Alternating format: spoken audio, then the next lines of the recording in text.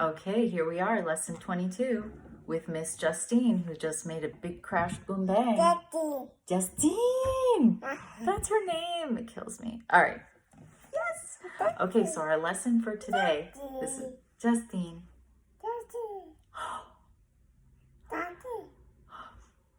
That's all I need to say. There's nothing. Yeah, we'll get to that at the end. So today was this lesson, what I see is a form of vengeance. Very interesting. I honestly, like, I had some awareness or insight, and yet actually practicing this, I felt like, what were the words? I couldn't remember the words. But I felt like the reading was very powerful again. Yeah, so I'm just going to read through it so that things will, like, light bulbs will go off in my head. So it says, today's idea accurately describes the way anyone who holds attack thoughts in his mind must see the world. So what I see is a form of vengeance.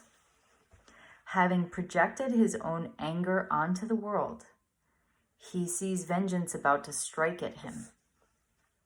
His own attack is thus perceived as self-defense. This becomes an increasingly vicious cycle until he's willing to change how he sees. Otherwise, thoughts of attack and counterattack will preoccupy him and people his world. What peace of mind is possible to him then? So this is, for course students, we let's say we are willing to know and to believe that we are creating the world with our thinking, and we are constantly projecting onto the world. So something that's been coming up in the lessons for me is that my teacher Jennifer Hadley said, the world is neutral, and those were our lesson before, which was I have no neutral thoughts.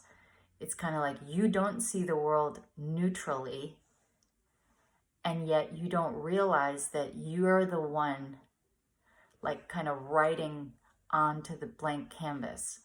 You're projecting your, in this case, anger or attack out, then you see it, and then you defend yourself. So it's like, you can start to see that the lessons are trying to break down this vicious cycle, as it said, of us miscreating and then defending ourselves. It's as if, everyone in the world is just neutral, innocent, and we make them into people that we fight. And so we're confused because we're fighting our own mind. And I don't want to make it confusing, but this lesson is very clear about you're projecting your anger out, and then you're defending yourself against it. So I just love the level of awareness I'm having, even though I think I've been studying the Course in Miracles something like 12 years, something like that. And yet, all levels of study, like some just me trying to figure it out, and it made not a lot of sense, and feeling like, I'm doing the Course in Miracles, but I really wasn't having any profound awareness, to now being in a community where, this is the foundation of most of our life perspective, so that we're constantly reminding each other of these principles. So it says, it is from this savage fantasy you want to escape. It is not joyous. Is it not joyous news to hear that it's not real? So it's kind of like, hey, aren't you psyched up to realize you're creating all the enemies so you can then stop doing it? And there's no one else out there. There's actually no enemies out there that don't come from your own projection.